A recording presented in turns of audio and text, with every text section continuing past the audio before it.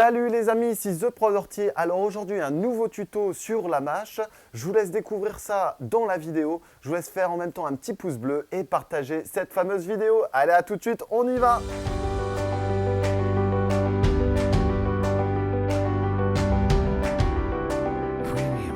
Alors bienvenue à tous, aujourd'hui un tuto consacré donc sur le semis et aussi donc la plantation de mâche. Alors ici j'ai quelques pieds qui sont avancés, donc qui vont nous permettre d'être repiqués d'ici quelques temps. Donc là on aura juste à les démoter et à les planter pleine terre. Donc pour savoir la mâche, on va y faire un semis donc en poquet. C'est un semis où on va disposer plusieurs graines dans des alvéoles de ce type-là. Et ensuite, donc, on va laisser développer pour les transplanter directement dans la terre. Vous pouvez également faire directement sous un abri, donc préparer votre terrain, préparer votre sol pour y mettre quelques graines, donc 3 à 5 graines, afin donc d'obtenir des petites touffes de ce genre-là. On peut également y faire un semis en ligne, donc là vous faites un sillon et vous venez mettre quelques graines donc dans votre sillon. Concernant la mâche ici, j'ai récupéré des semences de l'an passé, donc que j'ai mis en bocal.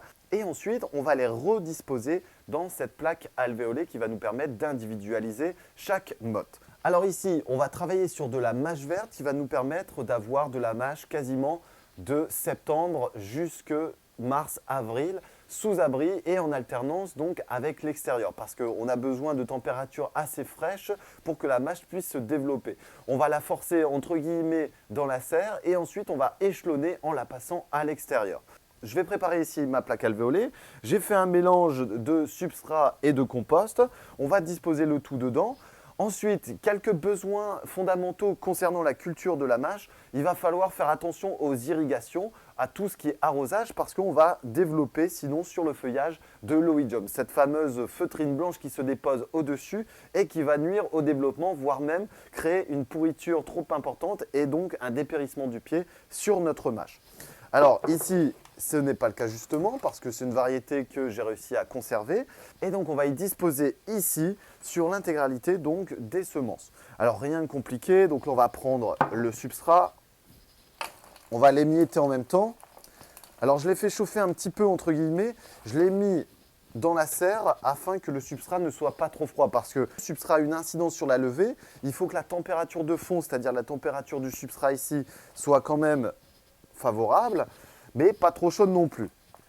Alors si vous semez trop tard la mâche, elle risque de ne pas faire énormément de feuilles et vous allez donc partir sur une variété qui va vous donner des graines. Alors pas une variété, mais la plante va plus facilement monter en graines et non vous donner des feuilles. On homogénise le tout. Voilà. Hop. Ensuite, on va légèrement tasser. Et là maintenant, on va y disposer nos fameuses semences. Alors je vais nettoyer un petit peu le chantier.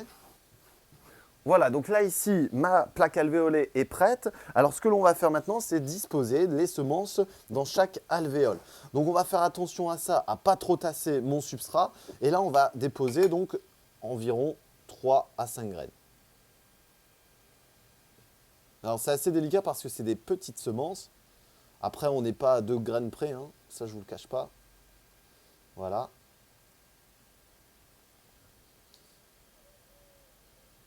La germination est assez rapide.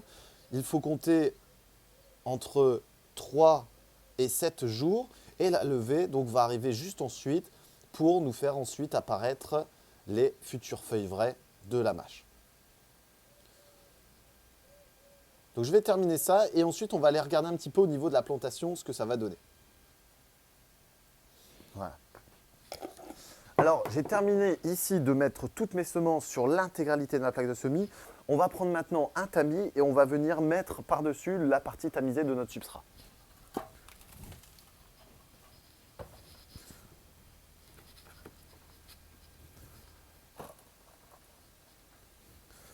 Voilà, donc une fine pellicule, hein, il faut recouvrir de 2 à 3 mm.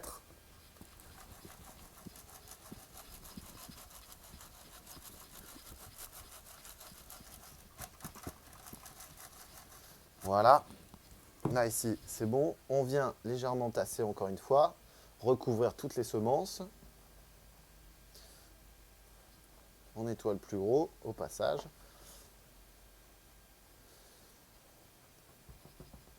Voilà. Et maintenant, donc, je vais m'occuper d'arroser cette partie-là. Voilà, ici ma plaque alvéolée est remplie. Donc, on a utilisé une plaque alvéolée ici d'une centaine de trous. On a utilisé du substrat horticole avec un mélange de compost. Et ensuite, on y a déposé 3 à 5 graines, une couche tamisée. On arrose pour faire le contact terre, graines plus eau qui va permettre de commencer donc ici la germination. Et ensuite, quelques semaines plus tard, vous allez avoir des petits plants qui vont ressembler à ça, qui vont pouvoir être transplantés pour récupérer nos fameuses feuilles de mâche. Donc là, ici, on va le laisser quasiment une quinzaine de jours afin que la germination, l'ancrage racinaire se fasse suffisamment. Et ensuite, donc l'étape prochaine que l'on va faire là maintenant, c'est la plantation de notre mâche. Alors voilà, donc là ici, on a une première plantation de mâche qui a été réalisée il y a quelques jours.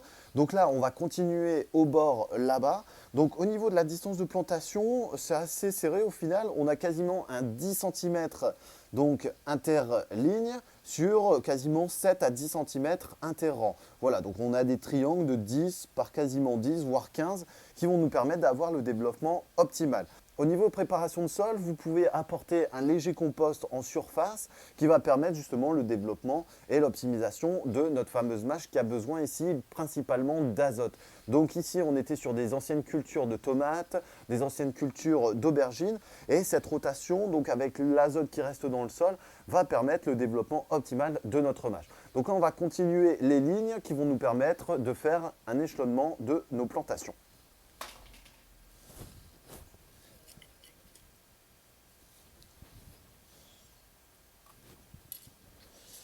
Voilà, et maintenant donc on fait le quinconce.